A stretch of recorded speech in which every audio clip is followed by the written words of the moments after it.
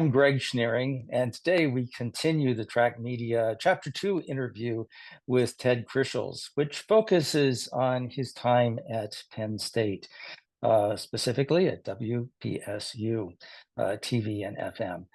Ted, you recorded a conversation with three of your colleagues from Penn State, and we're going to be including some clips from that conversation in our interview today. But Ted, could you talk just a little bit about that interview and the people that will be joining us via clips on this interview? Sure. Well, there were three of them, Susan, Nate, and Melanie. You would see each of them. I worked with them. Susan was actually my neighbor. I didn't know that when I first met her, but we lived on a dirt road kind of in Boalsburg, right adjacent to State College, kind of this little bit funky road that went up into nowhere. And so lots of wild animals. And it turned out we were neighbors. We met at some social gathering in State College. Well, Ted, I remember sitting out together on our deck. I don't know if you remember this. And we were talking about how it seems so important to bring the radio television station into the university research mission. What we came up with, and she actually was the one who put it together, was a group of academics who met at our station. And we're just talking about issues and, ways of media and academia kind of melding together in ways. And it led to a specific project, which we called Lobby Talks, for lack of a more extravagant name. But essentially, it was an open community discussion that would feature typically academics with expertise in different areas, like autism. We had one that was very kind of overcrowded in attendance around the Amish, which are a big deal in Pennsylvania. Just a lot of different issues, and it kind of was inspiring, and it led to and played into the initiative we'll talk about a little later. I think the Engaging Faculty in a Digital Future, which we worked on with Wisconsin and Ohio State, and around just trying to get more engaged within the university. So that was Susan. Nate didn't work with us that long. I mean, I think it was probably 4 years or so a long enough period of time. Well, Penn State Public Broadcasting was my first real job, honestly. So it was right out of I came to it through a former producer who was my film professor at Penn State, and I was taking some courses there, and I was teaching at the local Friends School. This was right after graduating from college. He was very much into alternative and creative media and using it in different ways. And he talks about that, and he kind of came in fresh, and he was just actually what I was looking for in the production area is somebody who just didn't paint inside the lines. He just kind of thought about it in a more creative sense, especially, outside of broadcast and how you could work. And he talks about a class he did with Iraqi war veterans, where they were telling their own stories and actually videotaping each other, telling them and putting it all together. And then some other projects we'll talk about, but just a wonderfully creative guy who went on to work at Frontline with WGBH and then with public radio in Minneapolis. And then finally, Melanie Dobler, who came on fairly early, I'd say a couple of years into my kind of working at Penn State. Ted, I remember seeing you do pledge for Beyond Stonewall. And I looked at you and thought, I like this guy. Like, where did he come from? And then figured out you came from Colorado. And I was like, of course, like he's not from here. Just had a vision that we shared about that engagement again, and was really the one who spearheaded some of these larger projects. And you've seen a few of them, and we'll talk about them in a little bit as we go on. But just projects that dealt with, I think, important or developing issues, and did it in a way that both used media, but then kind of extended it into what are, how do you engage with this in communities? So she was just somebody that it just was tremendously kind of inspiring to have her and work with her because we were on the same wavelength. And so those are the three. When you see them, you'll know that they're people that I specifically wanted to talk to in advance of these discussions because they were, in their own ways, major players at Penn State when I was there. Well, it was a very interesting conversation that the four of you had. But I want to take you back now to 1999. You've had a very successful career at KBDI, and but you decide to make a career move. How did that come about? Well, partly coincidence, partly, I don't want to use the stereotypical midlife crisis, but I'd been there a long time. I was at KBDI for about 20 years or so, and a lot of things I loved about it. It was a role I was comfortable in, and it just felt, I think, that if I was going to make a change, I needed to do it at some point. And I think KBDI, it was always going to be struggling. I mean, it didn't have the typical resources. It was a smaller station in an overlap market. So we couldn't rely on the core PBS audience as much. So it was kind of, I felt like had kind of done what I could do, I guess. And at the same time, I was at that point the chair of the Pacific Mountain Network. I don't know if you remember, there was PMM and Sika, and I forget the one in the north, but regional networks of television stations. And PMN was ramping down and about to go out of business. But I was the chair that was taking it out. And we hired Ron Bornstein to be the business manager, kind of a part-time thing. And so I was dealing directly with him on different issues around PMN, and he brought up this job search. And I had not thought about Penn State. I went to University of Pennsylvania, so we always, had that Ivy League arrogance about any state universities. But he's a very compelling guy, if you remember. I do. So I just said, sure, I'll apply. And I didn't know that if applying, I would actually take the job or any of that. But he has a very intensive search process that he does. It's a little bit frightening. I don't know if I'd ever want to go through it again. But through all of that, I was the selected candidate. And I think it just felt like that was the time to do it. So I decided to leave KBDI. It was, kind of bittersweet.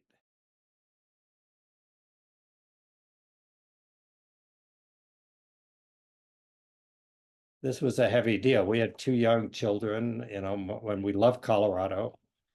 And so it definitely was a traumatic moment for our family.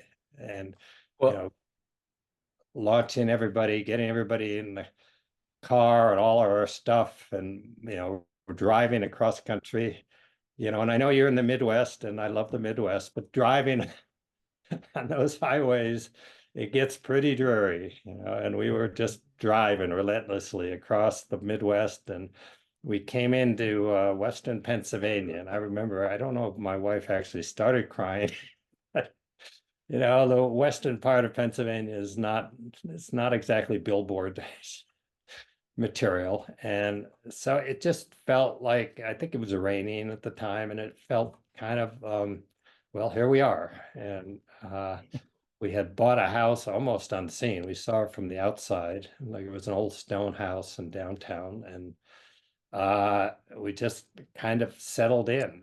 And so that was kind of the beginning of just moving there and having my family. My kids were young enough that I think it was an adventure at some point. So they were not as traumatized as I think Pat, my wife, was at that point. I don't blame her. I bought her a light lamp to make up for the lack of sunlight in Happy Valley.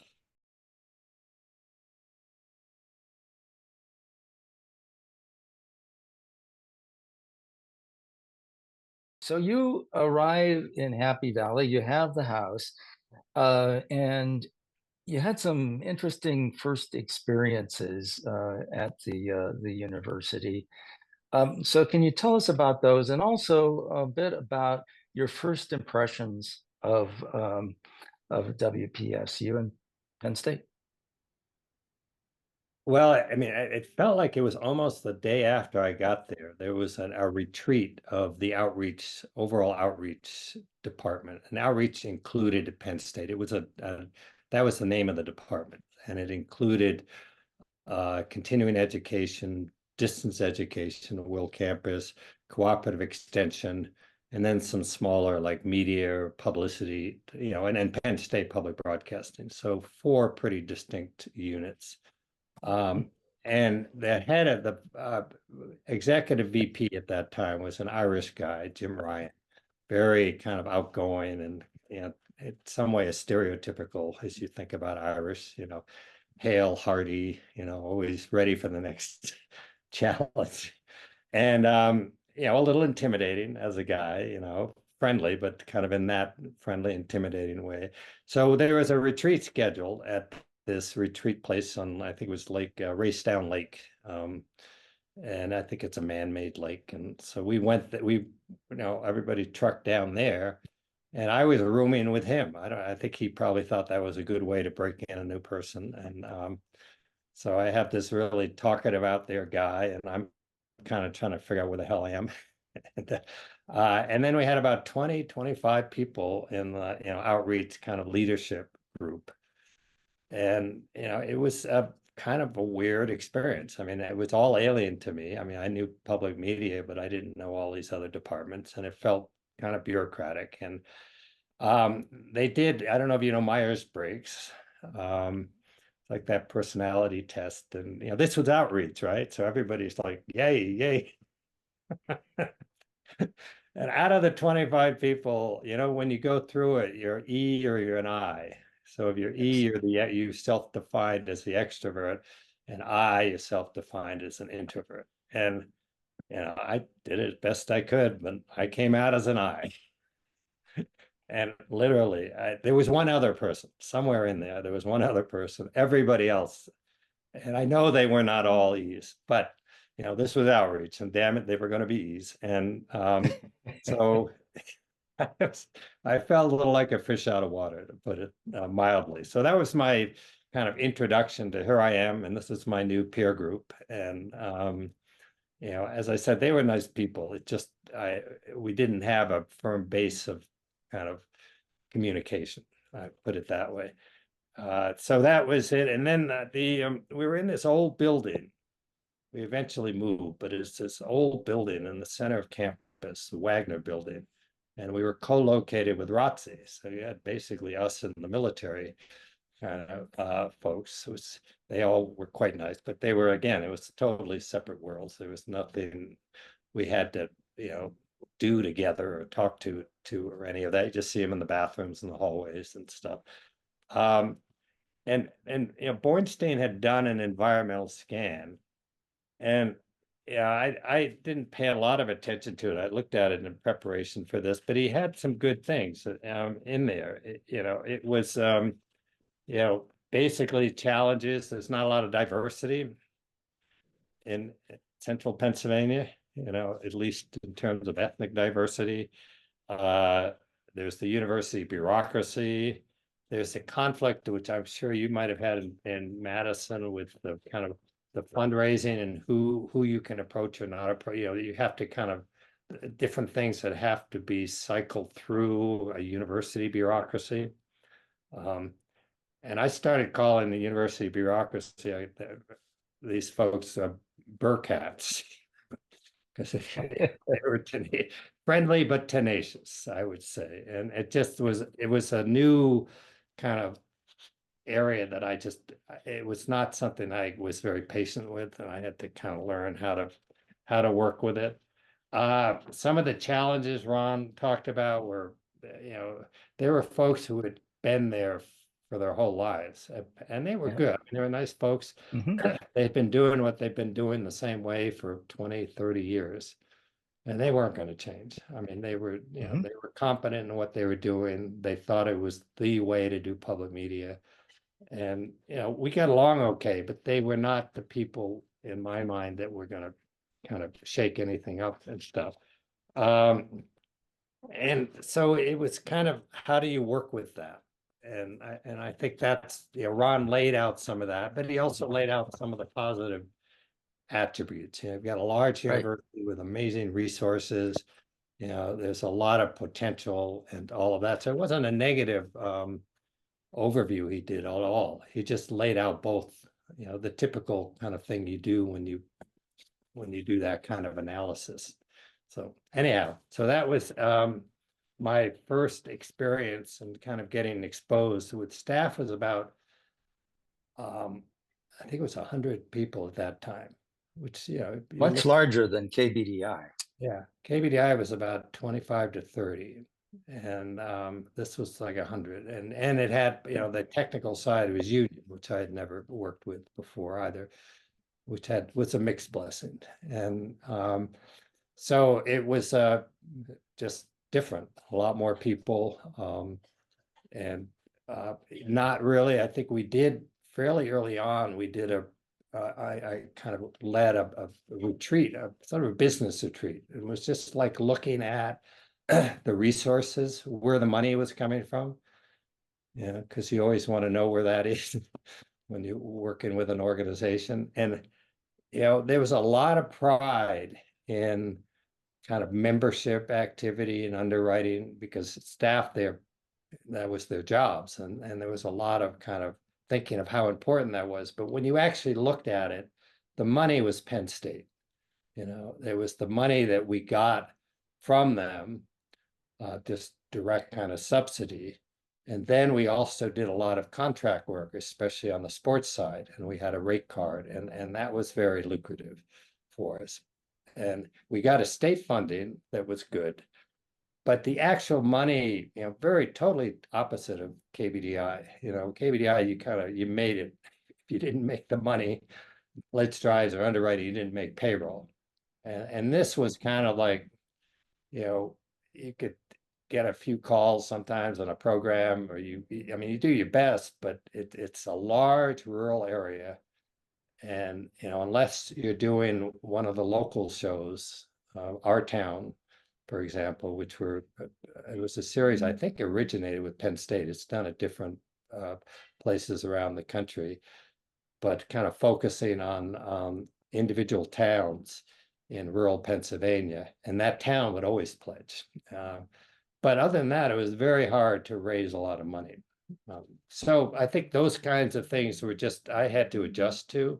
Way larger staff, totally different kind of budget, and working with a large university. So it was. There was also a state authority too. That it wasn't there. Yes, there was a state authority that basically was the go-between for the funding from the state. That didn't really have any authority, but kind of, you had to deal with as well. Yeah. But primarily, you were dealing with the university. Yes. Yeah. And learning, just kind of learning what that was all about was, and initially it was kind of, people were very supportive, and so it was more my just trying to understand where the possibilities were. And there were a couple of things that were kind of immediately, like, I probably should have paid some attention to. It really, one that stood out when I think back on it. And there was a protest within, I think, the first week or so of my actually being on the job. And it was a Black student union group that was protesting against, perceived discrimination. And they were meeting around the student union building. And our radio reporter, who was very good, very kind of, I think she was from Chicago or something, but she was kind of on it, and she was covering it. And I got a call from a VP of outreach, and he started the call, I think, with, "Ted, I would never tell you what to do." Which, if you ever get that as the first line of a call, be very, very careful. Yes. And he just went in about how it was being misunderstood, what actually happened. He was a little concerned about the reporter because he seemed to be looking for the negative angle on this and stuff. And it was all, and he just went on for about 10 minutes, but was definitely not telling me what to do.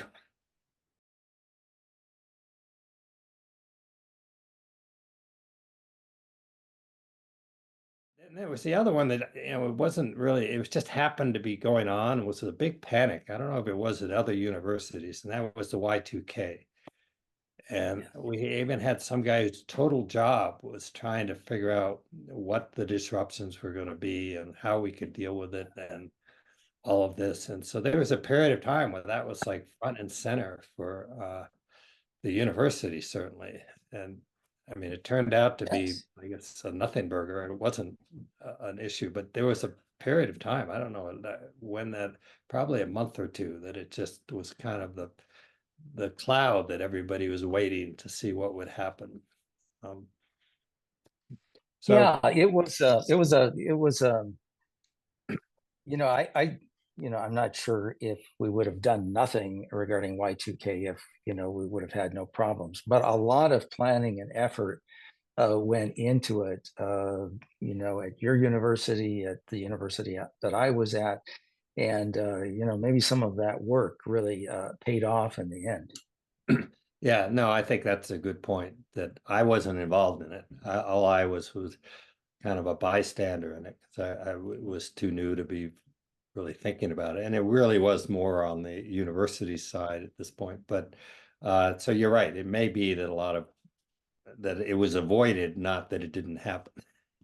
Right, exactly. So you talked about outreach, but I wanted to talk a bit more about it and maybe make a little bit of a distinction. So outreach to the community was something that was very important to public television stations all across the country in the years that we're talking about. Later, community engagement would evolve out of outreach efforts. But again, for you, outreach was a department within the university, and that you reported to. Um, and I want to get some more of your comments about that. But let's hear a clip from Melanie talking about that. I started working for Penn State Outreach, which included kind of, public WPSU under its umbrella, and met Tom Kiter. And after I involved him in a project that I had, and WPSU hadn't been involved in a lot of these like cross-functional team projects. And so I was trying to pull you in or pull us in from that perspective, and got Tom involved. And then I met you. Yeah, we were on some cross-functional committee for outreach.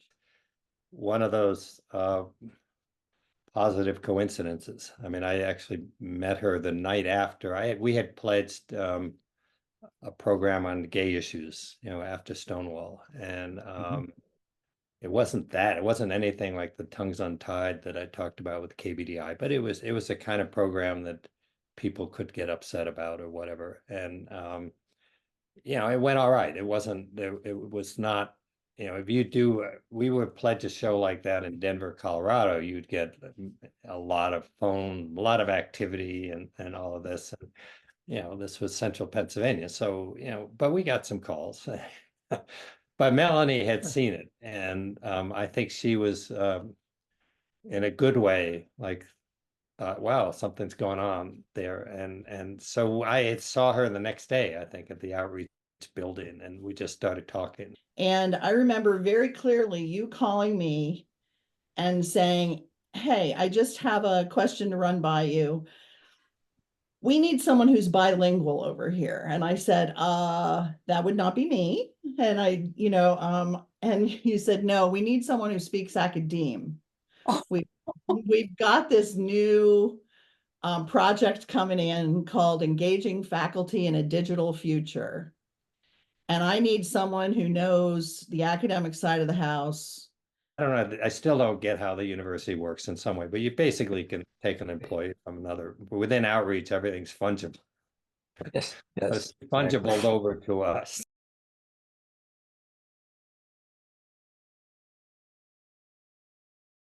Programming is what we're all about, so it's front and center. And WPSU had quite a few local programs that really complemented the national schedule. Yes, and they were in some cases programs that had been on for a very long time. Weather World, Penn State was notorious isn't the right word, but was, had a very strong reputation as in meteorology. And there was a nightly weather program that, unless you're a weather weenie, could be deadly dull, but it was very, very in depth, more than you would ever know about what was going to happen in Happy Valley and throughout Pennsylvania and maybe the world. So that was on 5 nights a week and had probably been on since the Stone Age. So that was there. We did Take Note, which is a very nice show. Patty Satalia was a great interviewer, actually, and she would get guests from all around. Bankruptcy has doubled in the last 10 years. 1 million Americans file for bankruptcy every year. You have some solutions to prevent that, because bankruptcy ultimately hurts all of us. Yes, it does, and it stays on your credit report for about 10 years. A lot of folks might be visiting the university or academics at the university. It was just a kind of a talking, an interview program that was on a regular basis. We did, as I mentioned, lots of sports. We didn't do the live football, but we did live women's basketball. I remember, pledging courtside during the, halftime and the stuff, and that was kind of a blast. We did a coaches show, with Paterno and his successors. Did a lot of gymnastics, a lot of wrestling, and sports was a big deal at Penn State. We bring the spirit of Penn State to the community and share the story of student athletes. I love whatever event I win, so. Monroe with the ball to Kim Gitzendanner to the bottom of the net.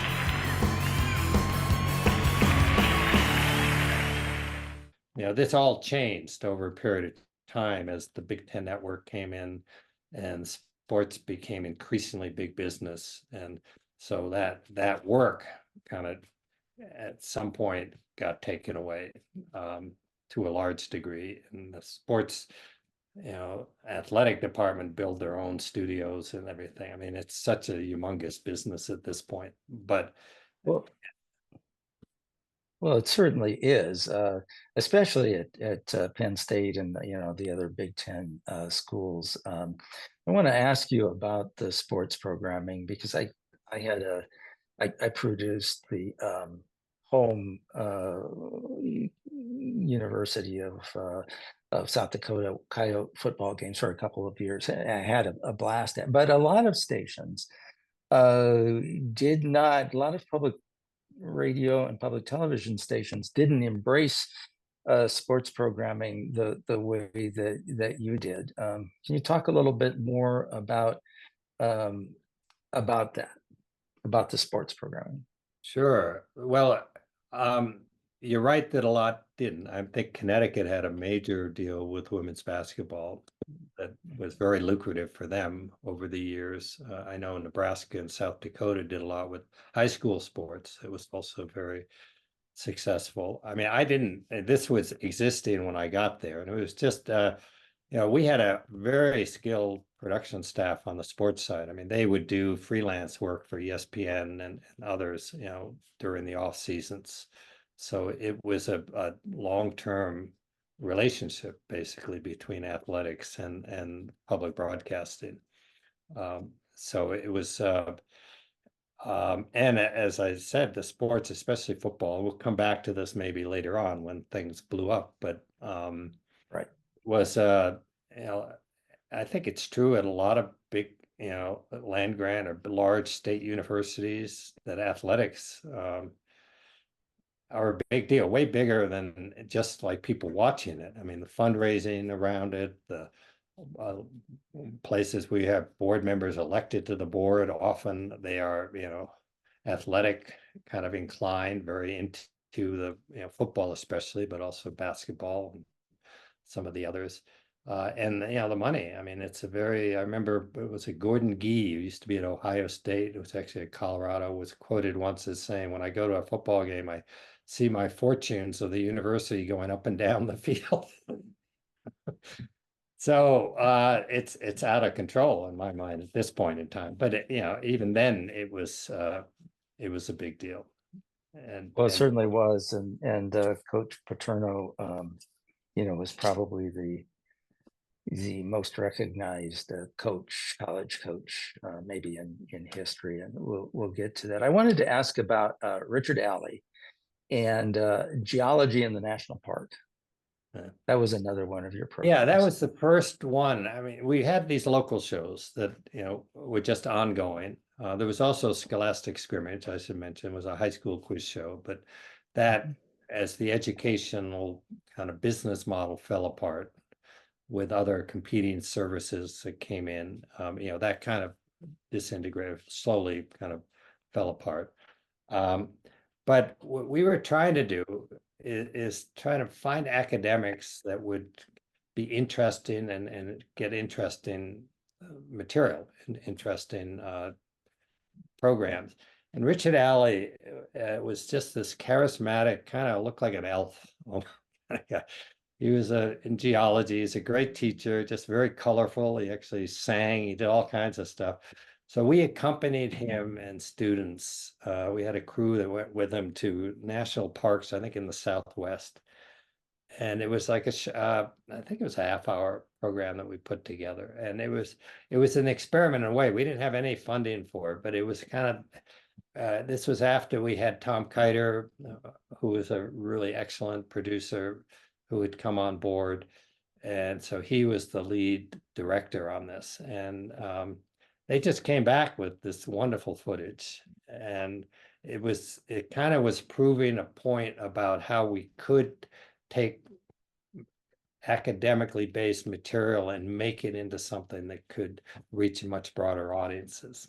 So I was looking for a clip of it. I don't know if we have it, but if you see it, you'd understand what I'm saying. We have it, and we'll watch it now. Yellowstone is out there in the canyon grand. Redwoods grow out bugle in the fall.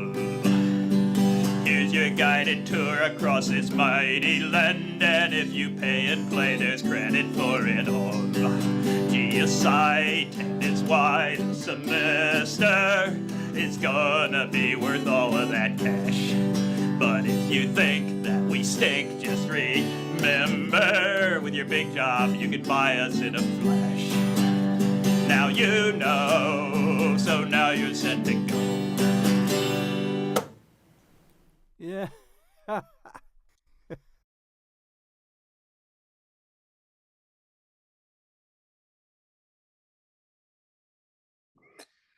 Another one of the programs you had was a program that was called To the Best of My Knowledge. In Wisconsin, we produced a program, and they still do, called To the Best of Our Knowledge. But tell us about To the Best of My Knowledge. Well, this existed as a radio program when I got there, and it was hosted by the president of the university, Graham Spanier, who actually, fortunately for us, really liked public media and was very into it. And he had a show, and he was interested in it being on TV. And so I was okay with that. I mean, it was one of those ones where you kind of say, well, you got the president of the university. Is that really kind of editorially sound? And are you doing it just because he's that? And a little bit of all of that, I guess. But he was a very smart guy. I wouldn't say he was a charismatic TV personality, but he was a smart guy, and he got great guests. And it was good for university relations. So it wasn't like a happy talk. He was not a happy talk guy. So yeah, we did a radio and TV for, until he got fired. Basically. which we'll come to. Well, we will. Being in rural Wisconsin is, in Wisconsin, like Pennsylvania is largely rural in nature, and so there were a lot of references to silos. And that the connotation was that you shouldn't be in a silo. You should work across departments. You should partner within the university, which we've already talked about some, but also partner outside of the university and of a WPSU. So can you talk a bit about those outside partnerships that you had? Well, maybe talk a little bit first about some of the initiatives that were meant to kind of encourage that. So there was one project that I inherited that had happened already. It was called Partners in Public Service, and that was collaboration with libraries, museums and libraries around the country. And I think my predecessor, Mark Ersling, had started this, and they'd had a conference, I think in Bethesda. And we did a follow-up conference at Penn State. And we got other universities, a lot of people who came to the conference from public media. And it was really about partnering and how to work better, and museums, libraries especially are and even today, way more so, because they're really into multimedia and all of this and natural, seemingly partners. So we worked with that initiative. And then we started the Engaging Faculty in a Digital Future, and that was one that Byron Knight from Wisconsin was one of Byron, I should say, was probably one of my favorite people in public media. I mean, and I got to know him when I was at KBDI, when I was a little bit, I wouldn't say an outcast, but I was definitely not a kind of good old boy in public media.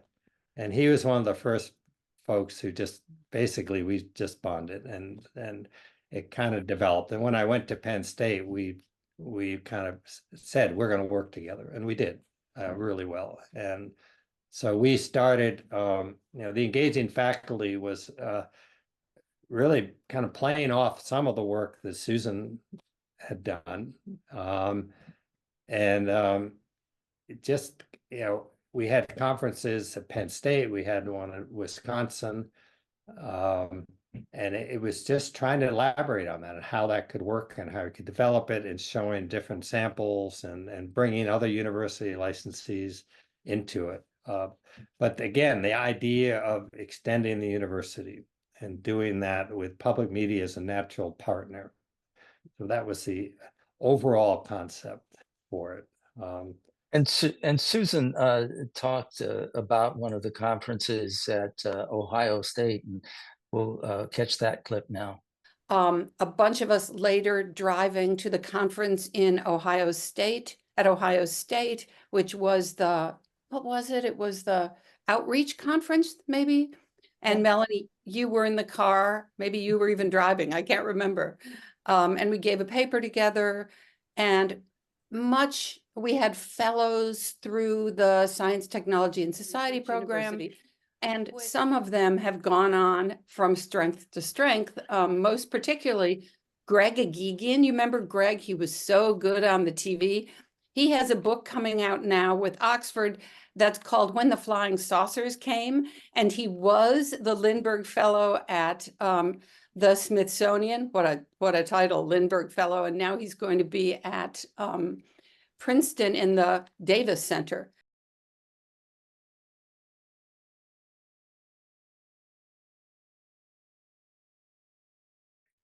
You've mentioned Byron. You worked with Byron not only on the things that you were just talking about, but also you co-founded the University Licensee Association with Byron, and he was the first chair. Can you tell us a little bit about that? Yeah.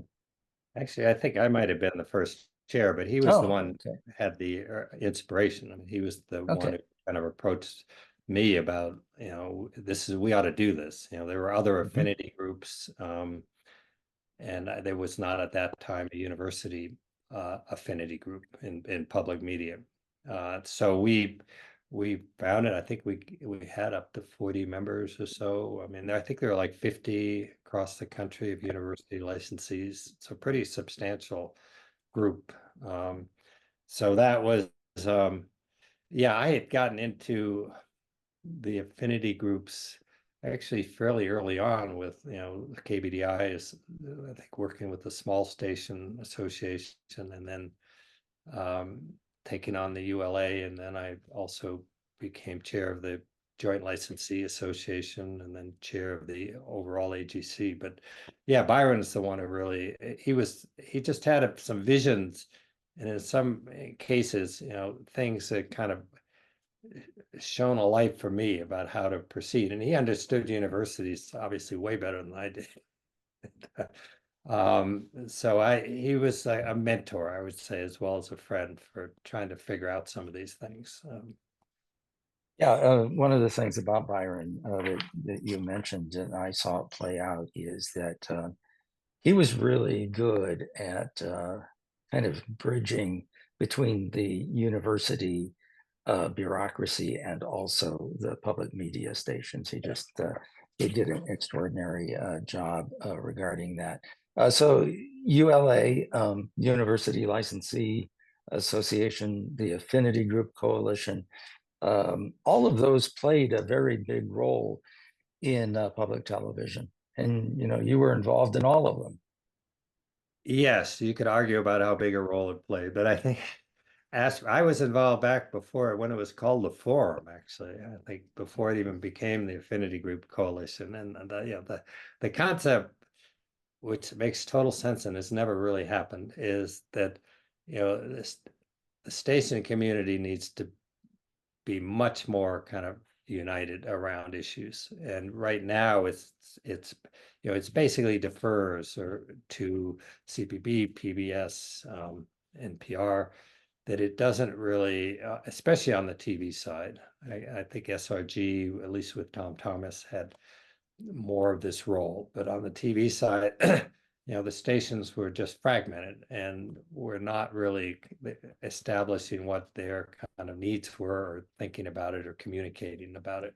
So it was intended to kind of bring that together, that thinking together. And I think it worked in that it's a sounding board, that the stations came together.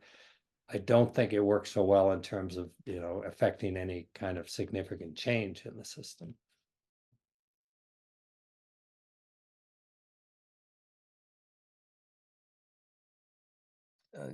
So let's move back to talking a little bit about programming, because there are a few more programs that I want to get your take on. And one of them is Lobby Talks. And Susan has a comment about that let's watch now. There would be several people on the topic in a panel from different parts of the university or from different parts of the community. And they would each give talks, and there would be a moderator. Greg Agigian was one hell of a good moderator, as I remember. And then there would be people in the audience who would line up and ask questions, and it would just go on. It was really an exciting thing. To me, it makes my life interesting to be curious about the world and learn all I can. When I heard about the Lobby Talks, I bicycled over and it made a wonderful experience. And I found out that they have talks about fascinating subjects. Somebody like Maeve Leakey, she's pushed the knowledge of human origins back by millions of years. And to be able to ask her a question was a marvelous experience for me. I'm Dick Tabor, and WPSU is my source for programs that stimulate and challenge me. It's real important. It was not so much in the audience that it got, because it was a local program in a way. It was more the active engagement with faculty and around issues that were like socially relevant issues, I would say. And so the act of doing that, I mean, that group that we pulled together would kind of agree on what topics, and some of them would host the programs, and they were quite good. I mean, this was a really smart group of folks. And it just would bring in, I mean, it was open to the community. And I know there was one that was a Quaker assisted living place, which was, it was just one. I mean, they would show up with a bus, and very active and engaged and stuff. And so it was just it felt good to do them and to see all the people. And I said, if you're in Colorado and you do something like that, you can, it might be a little humdrum, but this is Central PA. So having something that kind of brought people together was the best you could.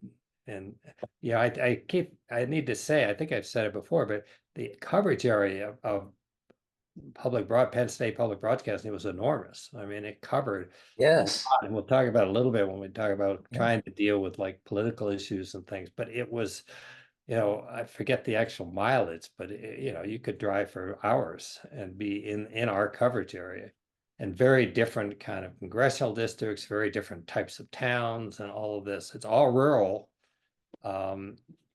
But it wasn't like you had a population. You had State College, which wasn't that big. I think 40,000, except when students were there. So it was a much bigger challenge. So you had repeater transmitters located at various places around the state. Yes, Yeah. or around Central PA. So there's a program that Nate talks about. Let's hear from him on the Veterans Project. I was at the Public Service Media Group and met an oral historian, Shirley Moody, who and we just got brainstorming and came up with an idea for CPB on doing a documentary film class for Iraq and Afghanistan veterans through Penn State Public Broadcasting that would also be a course. And then we made a whole multimedia project about it.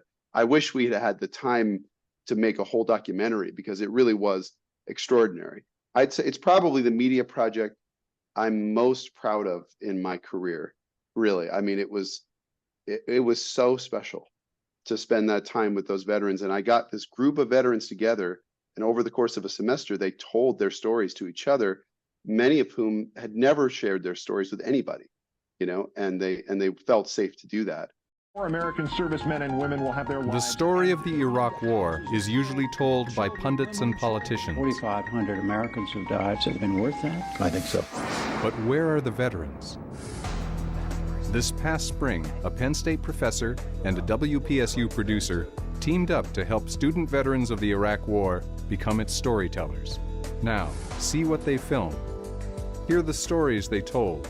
They were firing mortars upon us. And join the conversation by sharing your own experiences of coming back from Iraq.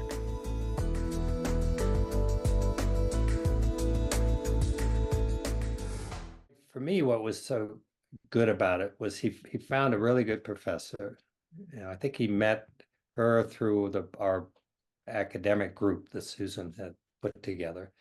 And he co-taught a class, and it brought in, I think it was Iraqi and Afghanistan veterans, and they told their own story, and they actually did their own videotaping. And it was all on, it was available mostly online. So that it was, again, what Nate did, and we have a few other examples we should talk about, but he was really looking beyond broadcast at a time. Beyond broadcast, but also at radio and television as part of a broader landscape. And so what he was doing was, whether he knew it or not, he was breaking into new territory before a lot of others were even thinking about it.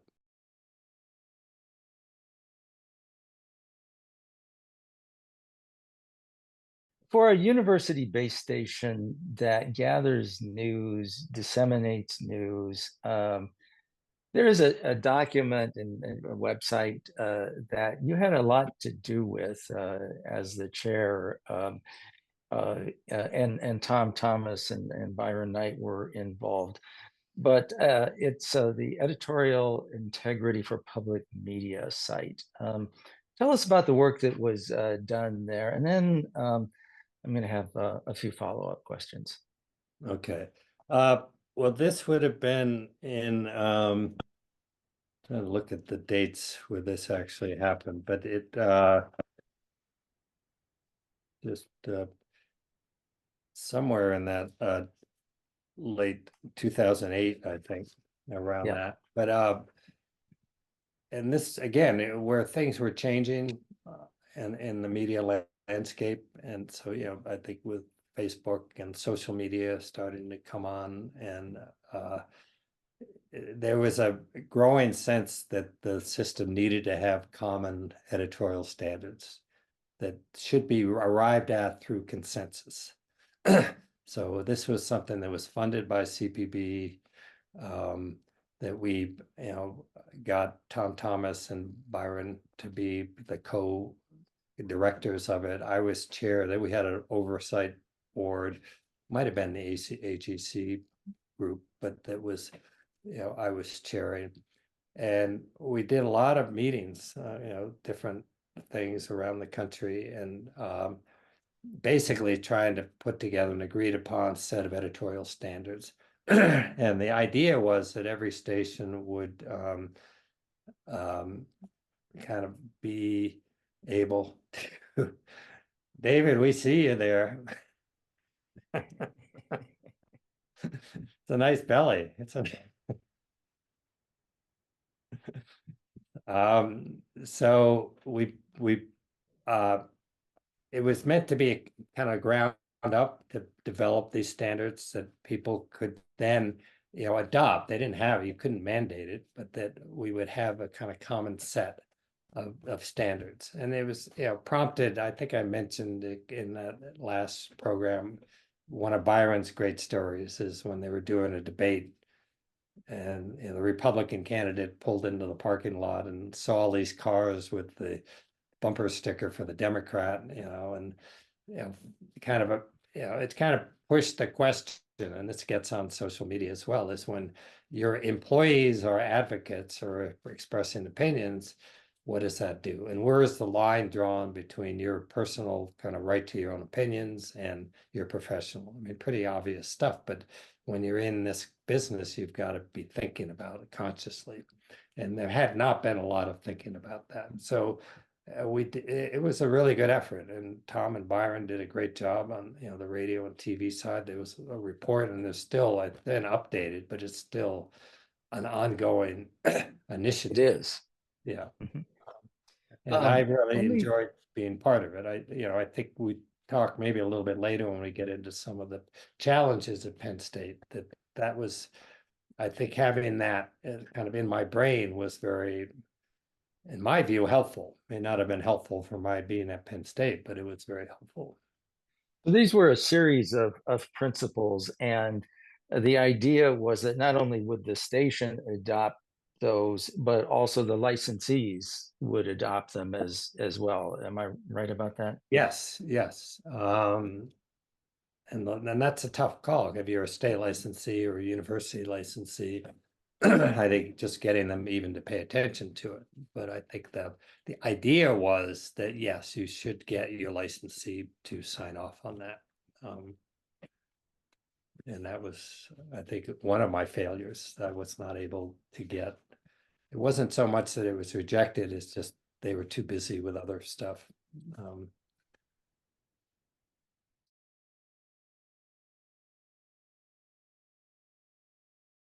November of 2011.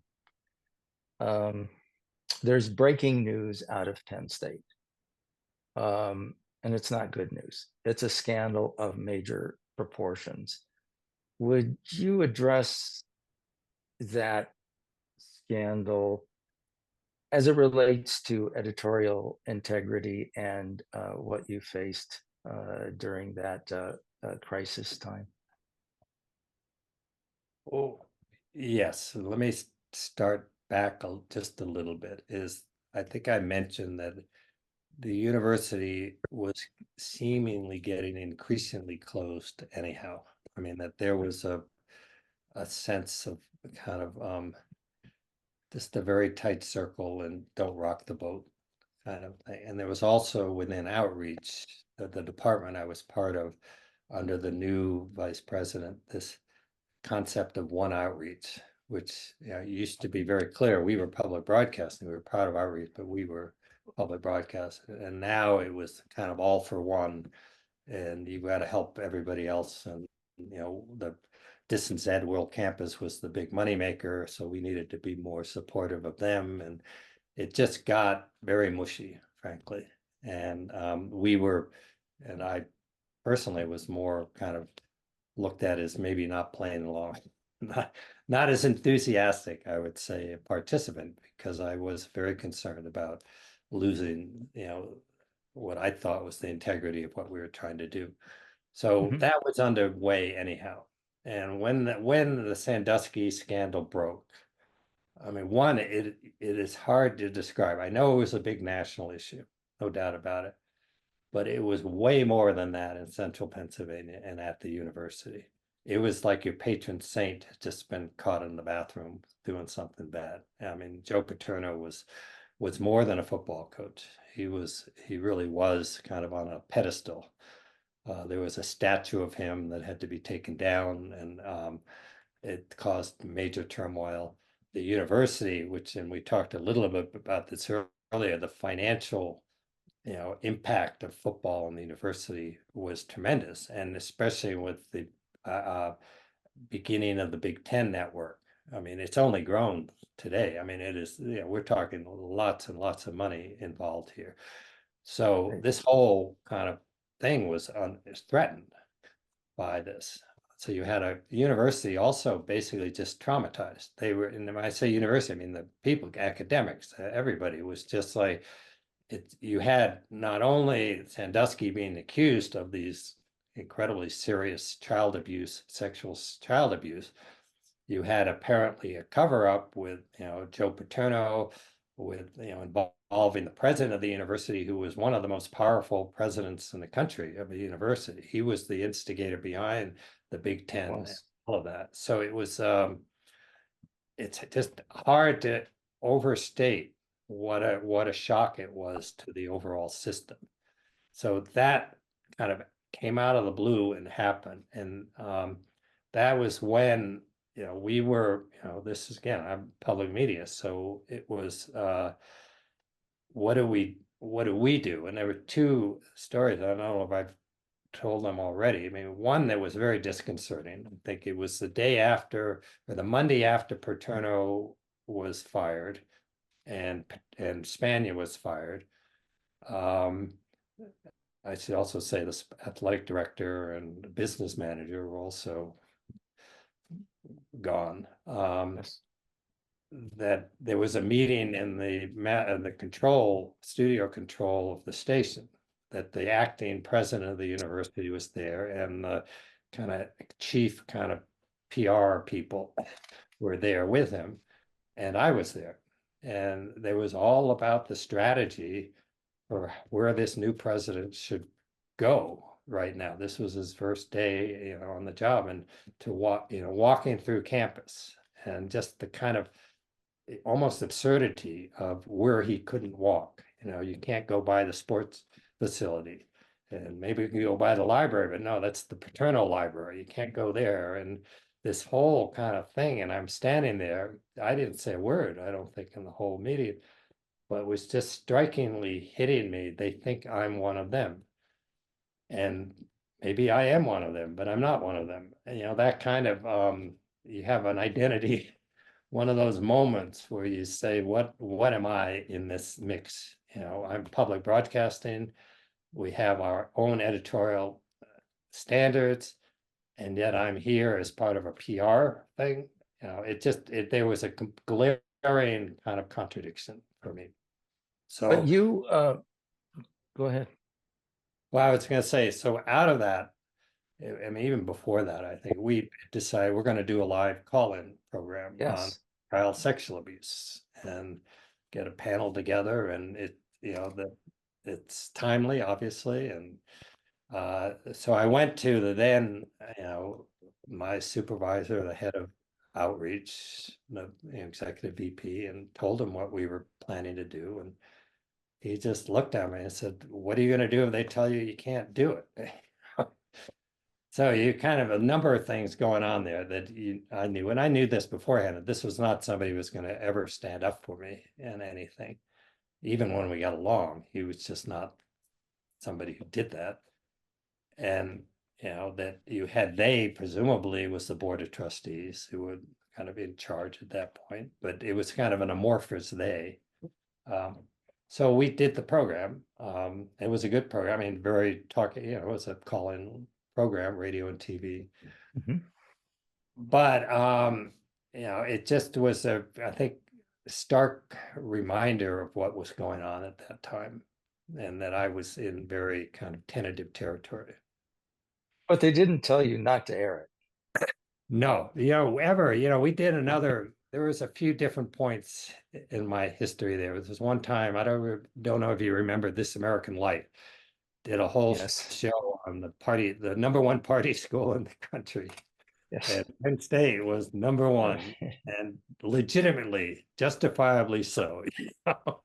And it was a great program, and it pulled no punches. And you could tell the university was really kind of on edge about that. And we aired the program, and then we did a follow-up live program. We got the head of student activities to come on, who was actually quite good. But it was I got nothing. I mean, it wasn't like this would be typically what would happen is nobody would call me up and say, what the heck are you doing? Yeah, they just wouldn't do anything. Nobody would say, good job, hey, that was interesting. It was just silence. And that would be typically what would happen would be that I called it eventually the shunning. You just kind of looked at as, you're not one of us, kind of. So anyhow, this would have been a shunning example. So, almost everybody who's a general manager or head of a public television or public radio station goes through controversy at some point during their time at a station. And one of the things that I became to realize is that, in a way that's good because people are really passionate about public broadcasting. It means something to them. And so you're going to go through periods like that. But do you have advice for station leaders of today as to how to deal with a crisis like that when the principles of editorial integrity are at stake? Well, I should say, I mean, you're right that managers go through it. And I certainly went through a number of those at KBDI. I think the difference was there, I was in charge, and I had a board that, even if there were some board members who might have had an issue, were never kind of against me. They were always behind me. So that very significant difference in being in an environment where you're not actually fully in charge. So it's very challenging for, I think, state and university licensees. And they vary, the relationship varies, and how you manage it. As I keep mentioning St. Byron, but Byron's Knight probably managed it as well as anybody I know. But very few places get hit with the kind of crisis that Penn State got hit with. So, that was extraordinary. That was an extraordinary crisis. So, and there was the other part, again, we talked about it on the interview show, so I don't want to necessarily repeat stuff, but Melanie and I kind of talked about, what if we did a total open approach? What if, we got faculty and administrators to talk openly on camera about how they felt, that it was basically like a truth and reconciliation kind of a thing. Ted, you and I had a discussion about how we were at a point where Penn State could either become like the Dana-Farber example of how to deal with a tragedy, and Right. Or we could hand the keys to marketing and legal. Yeah. And you offered to actually have a camera crew follow people in Old Main 24/7 if we needed to, in order to help the university take that first path. way to deal with trauma is to deal with trauma, to talk about it, how people felt and what they were going through. You know, that this would be kind of, it's an unusual situation, it's a crisis. This would be a way to kind of deal with it openly. And you know, I think looking back, there was no way the university would ever do that. So it's unrealistic. But if you think about it, I mean, what they did was essentially to hire lawyers and you know, hire a really good football coach. That was probably the number one thing, is make sure we have a winning team next year. So, but I don't know. I don't know if I have advice for anybody in that kind of situation other than to keep paddling, because there is no easy way, and a lot of it depends on who your immediate supervisor or who's overseeing, whether it's the provost or the president or head of a department or the dean of a college. It's that relationship that probably matters more than anything. So I would say cultivate that. And then, you know, you're in a situation that you've got to make choices. So I think it was good for me in retrospect that I'd been through all the editorial process. So I felt like, I had something behind me. It wasn't necessarily at the university, but I felt in my own mind that I was doing what I should be doing. And I guess at the end of the day, that's the best you can do. So, but I wish I had a formula. There's no formula. There's no.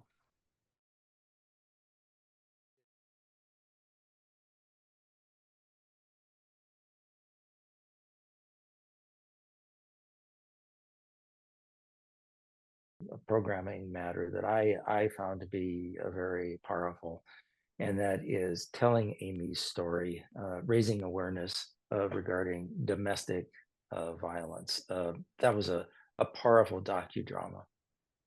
Yeah, that was one of the programs, and I think Melanie talks about the project, the overall goal of the work she was doing, and she did that with liquid assets and you know, some other programs as well. But Amy's story was probably the the one that was the most it was the most viewed. It was seen around the country.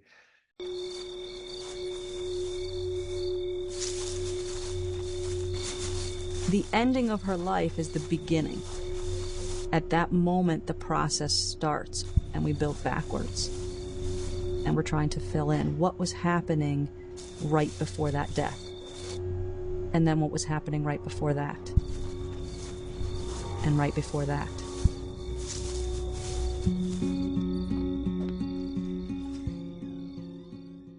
But it brought together all the elements that we had talked about. You know, you had the academic connection in terms of dealing with abuse, child abuse. You had the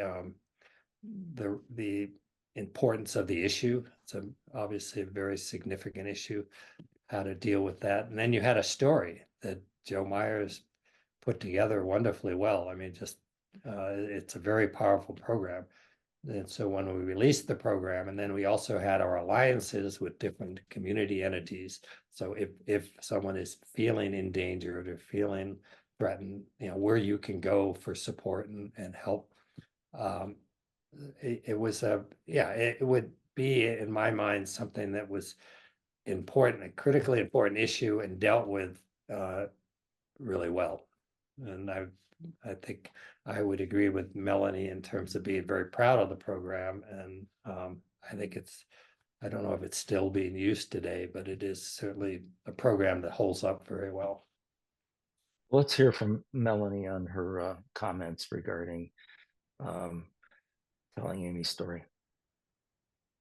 I still get notes from women who say, you helped me leave you helped me leave a potentially really bad situation. And that was in 2010. And that was with Verizon. And pretty much they funded, but they funded it a little bit at a time. So we had to learn how to build that project as we flew it. If I bring up the name Sam Richards, and you can't say that.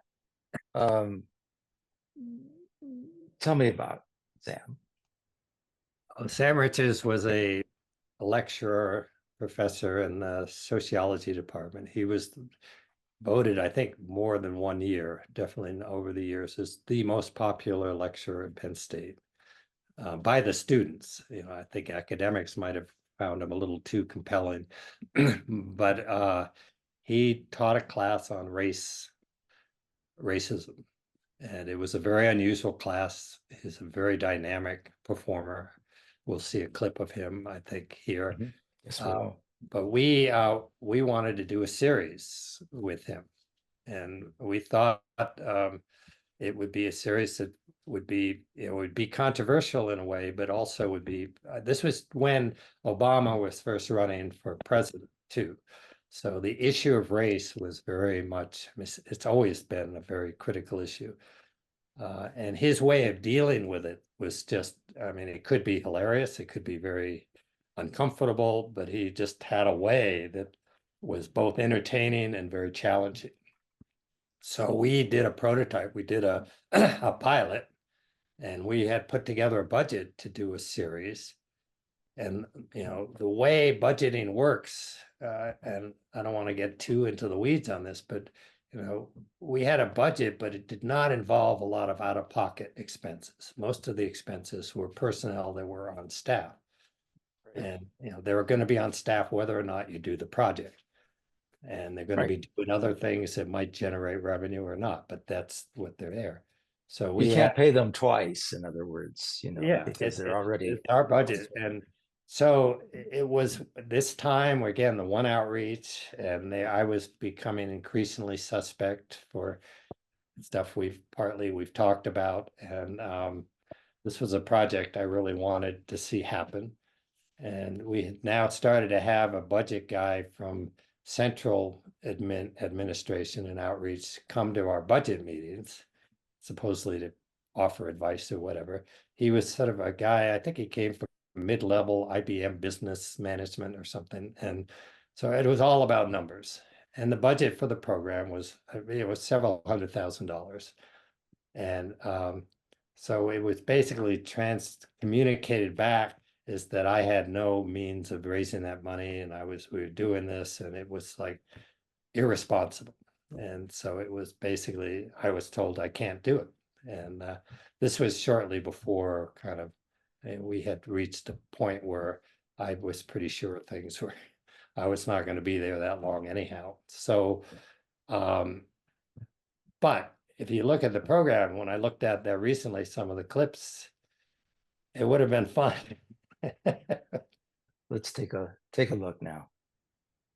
White people. I need white people. White people, do you not have friends? This is the conversation. We're talking about skin. Skin, look, once you're on top. Sam's class, 700 of us, one room. Half of all revenues for cosmetic products in the world come from skin whitening cream. Slam dunk, white people. Slam dunk, we win. It's funny, it's challenging, gets uncomfortable. So you're gonna go to a sperm bank. You say, we got a guy for you, his name's Kiwan. Rock on, here's his sperm. You cool with having his sperm? We talk about things that we never talk about, don't want to talk about, but we need to talk about. I want you to pick out the darkest skinned person. Over there. I'm sorry. Black, white, brown. Politics. Poverty, gender roles, Culture. religion, Love. Society, sexuality, everything. And there was like this in Took the over class. the room. What was that? There was an Someone put words to that. We pretend not to notice, and he's telling us to notice it. After class, Laurie makes it personal.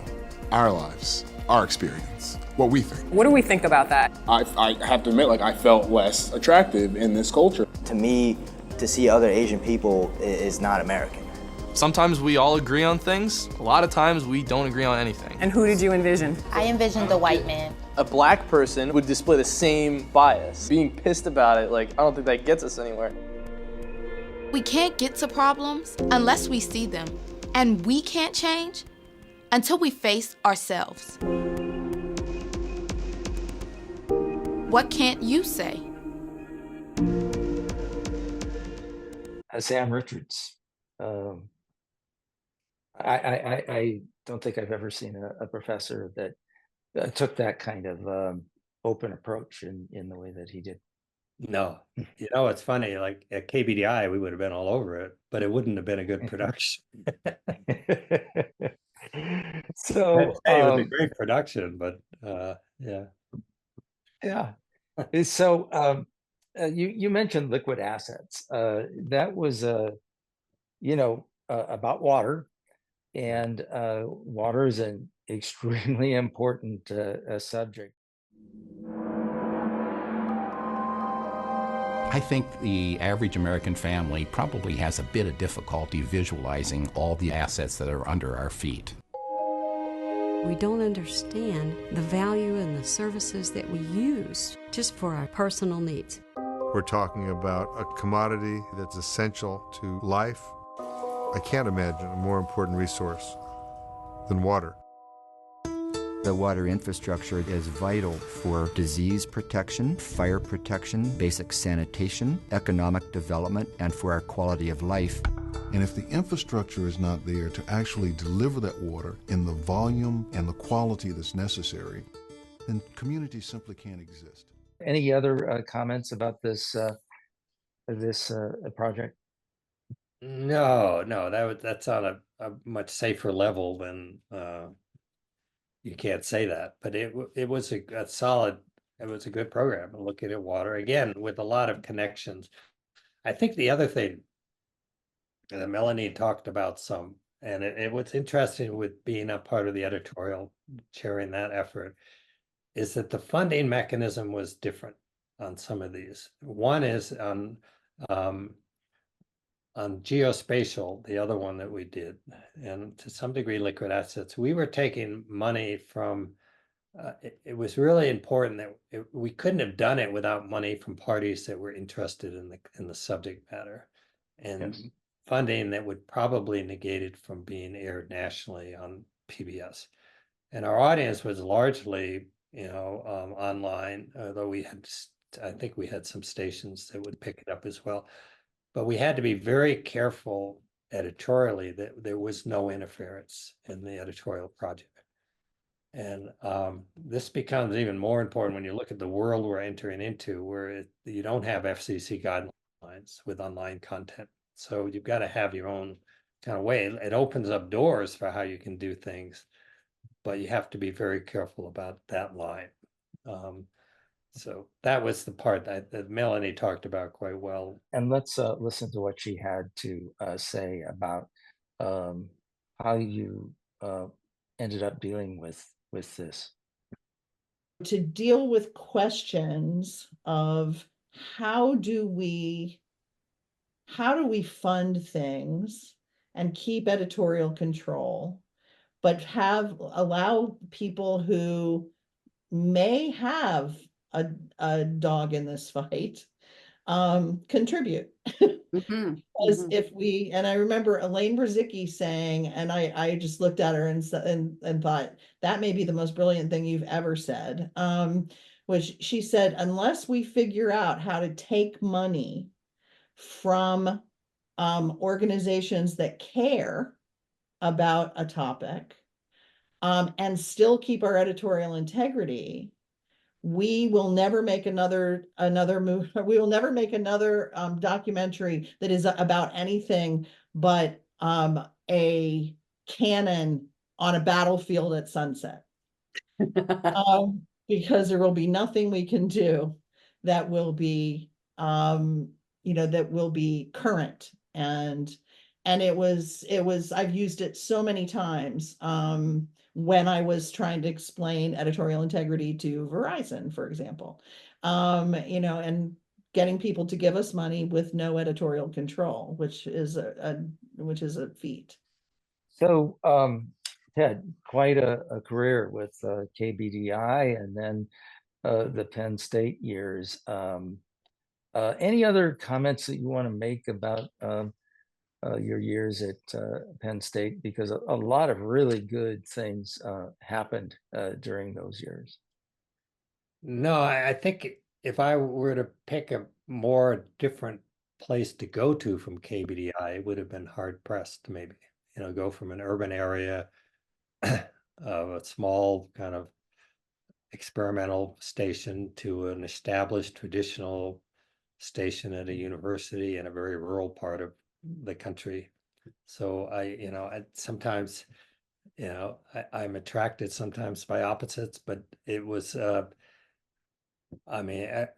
fascinating experience. And I think overall, a positive experience. I think obviously the last few years were challenging, but I had options, so it wasn't, I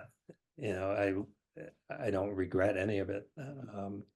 But it did make me wary, frankly. And when I look at the future of institutional licensees and how we're going to fare with that.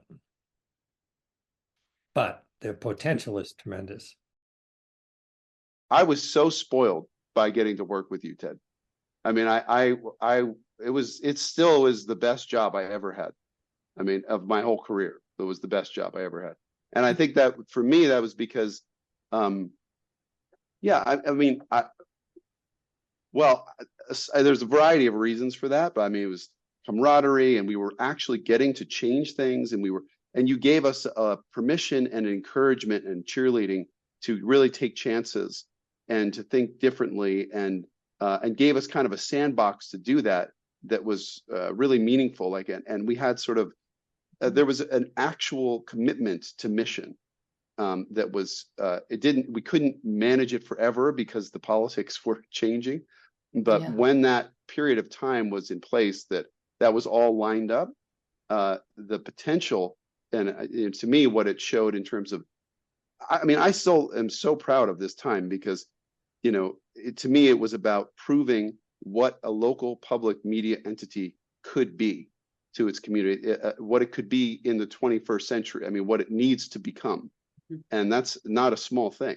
It's a part of the fabric of our way of life that we could still play this integral role in civic discourse and storytelling and bringing people together. And, we were really charting a path to something new that was, to me, essential in our lives. And to get to do that with other people who were so excited about it and so committed to the vision of it, which it came from the top. I mean, I've learned this in my subsequent years, that the personality and the potential of any organization really is so embedded in the person who is leading it, that sensibility kind of creates the whole ethos, the vibe, what it's like to be there.